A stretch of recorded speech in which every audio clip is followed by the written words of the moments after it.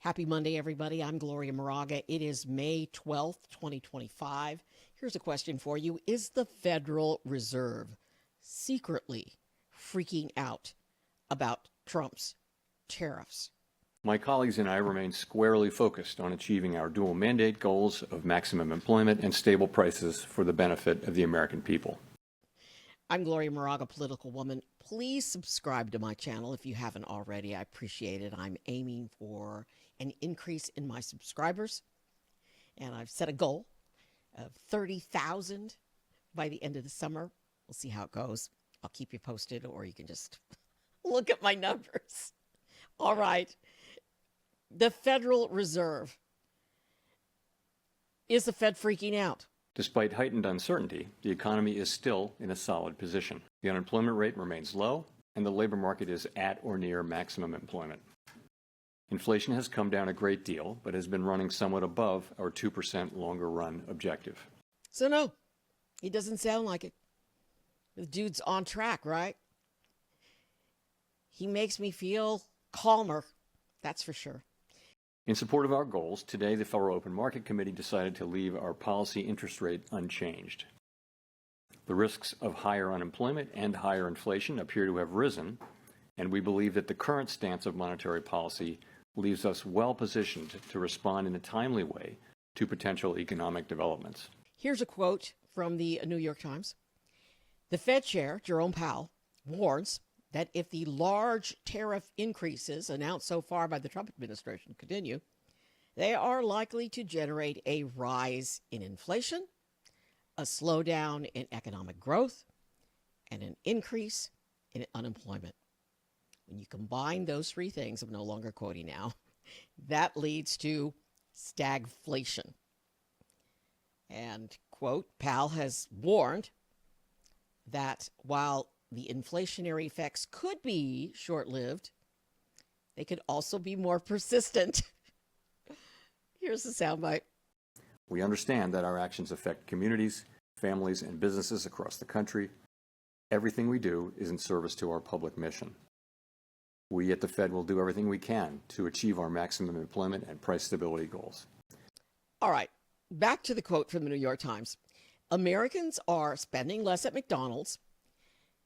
There are fewer container ships expected at the Port of Los Angeles. Procter & Gamble's is raising prices. Have you noticed? I have. And Mattel is shifting production out of China. That's where all our toys come from. And Mattel says it's not going to build a factory here in the United States. Trump got a little pushed out of shape about that. Evidence of the impact of Donald Trump's trade wars is everywhere except, according to economic experts, the data. Here's Jerome Powell again. If you look at where we are today, we have an economy that, if you look through the sort of distortions in Q1 GDP, you've still got an economy that looks like it's growing at a solid pace. The labor market appears to be solid.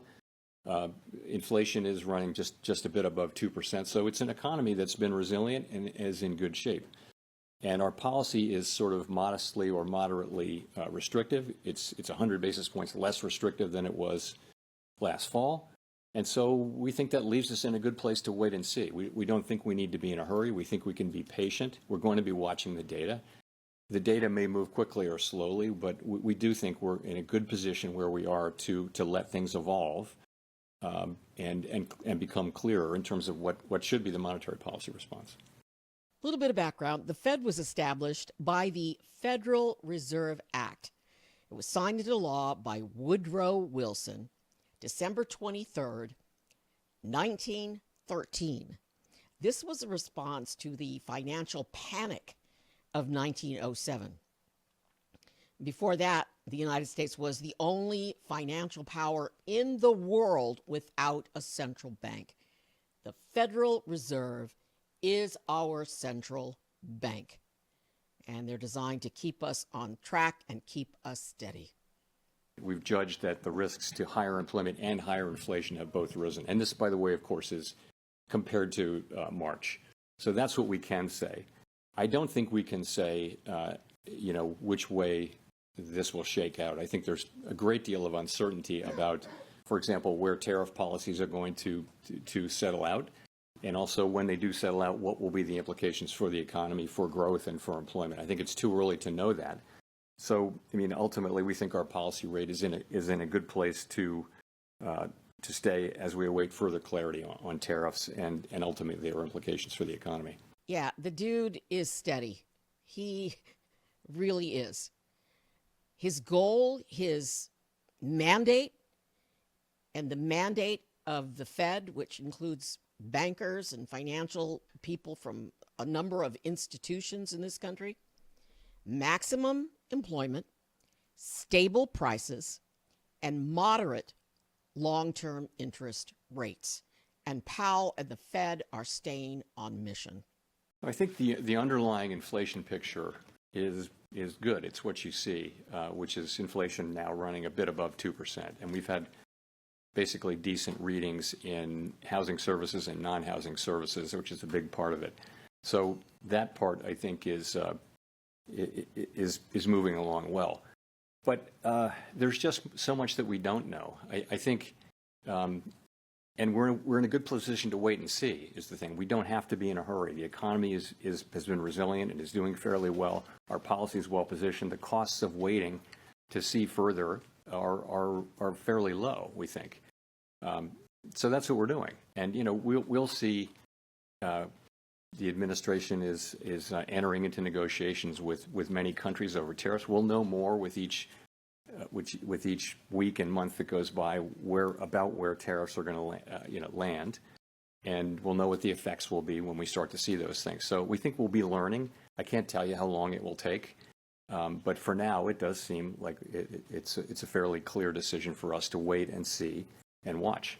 Before Trump became president, we had the most stable, the best economy in the world. Honestly, it was a miracle what happened after the pandemic, after the panic that Trump created in his first presidency. Joe Biden, if he did nothing else, calmed down the markets and we flourished financially, although nobody seemed to recognize that, except for a few of us. But we think right now the appropriate thing to do is to wait and see how things evolve. There's so much uncertainty. If you talk to businesses or market participants or forecasters, everyone is just waiting to see how developments play out, and then we'll be able to make a better assessment of what the appropriate path for monetary policy is. So we're not in that place, and as that develops, and I can't really give you a time frame on that.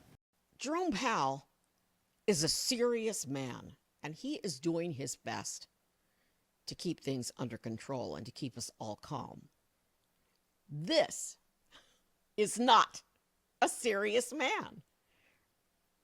Trump is not a serious person. Why is he so critical of Jerome Powell?